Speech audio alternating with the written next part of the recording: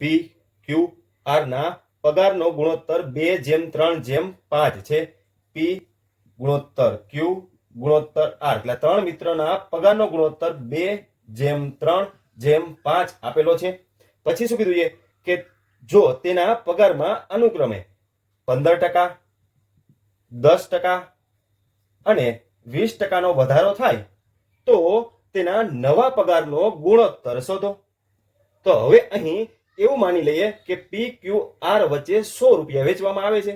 એવું જ કેમ માન્યું? તો કે અહીં 2, 3 અને 5 સંખ્યા છે જે એવી સંખ્યા વડે વિભાજ્ય બનવી જોઈએ કે જેથી કરીને 2 ના ઘડિયામાં, 3 ના ઘડિયામાં અને 5 ના ઘડિયામાં સરળતાથી તે વિભાજ્ય બને. તો એવી સંખ્યા અહીં એવું માની લે કે 100 રૂપિયા છે કે 100 રૂપિયા ત્રણેય વચ્ચે વેચવાના છે. તો પી ના ભાગમાં કેટલા રૂપિયા આવે? તો કે પી ના ભાગમાં 20 રૂપિયા આવે, ક્યુ ના ભાગમાં 30 રૂપિયા આવે અને આર ના ભાગમાં 50 રૂપિયા આવે. હવે ત્રણેયના પગારનો સરવાળો જોઈએ તો કે 20, 30 અને 50 100 થઈ જશે એટલે કે 100 રૂપિયાની વેચણી આ રીતે કરી. હવે એવું કીધું છે કે જો પી ના પગારમાં 15%નો વધારો કરવામાં આવે તો ટકા ગોતવા હોય તો કે 20 ગુણ્યા 15 300 ભાગ્યા 100. 300 ભાગ્યા 100 કરીએ તો 3 થાય. તો પી ના પગારમાં 3 રૂપિયાનો વધારો થશે. એ રીતે ક્યુ ના પગારમાં કેટલો વધારો થશે? કે 10%નો. તો કે પહેલા કેટલો પગાર હતો? 30 રૂપિયા. તો 30 ગુણ્યા 10 300 ભાગ્યા 100 કરીએ તો એના પગારમાં પણ 3 રૂપિયાનો વધારો થશે.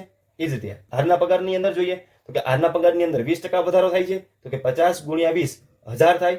1000 ભાગ્યા 100 કરો તો 10 થાય. તો કે છે કે પી ના પગારમાં 3 રૂપિયાનો વધારો, ક્યુ ના પગારમાં 3 રૂપિયાનો વધારો, આર ના પગારમાં 10 રૂપિયાનો વધારો થશે. તો હવે કીધું છે કે નવા પગારનો ગુણોત્તર કેટલો થાય? તો કે પહેલા પગાર જો તો કેટલો હતો કે 20, 30 ને 50. તો હવે નવો પગાર કેટલો થશે? તો કે 20 ને 3 23. પી નો પગાર થશે, ક્યુ નો પગાર 30 ને 3 33, આર નો પગાર 50 ને 10 60 રૂપિયા થશે. અહીં ત્રણેય સંખ્યાની અંદર જોઈએ તો એવી કોઈ સંખ્યા નથી કે જેમાં ત્રણેયની અંદર સામાન્ય હોય. તો ગુણોત્તર લઈએ તો ગુણોત્તર થશે 23:33:60 જે પી ક્યુ આર ના નવા પગારનો ગુણોત્તર દર્શાવે છે.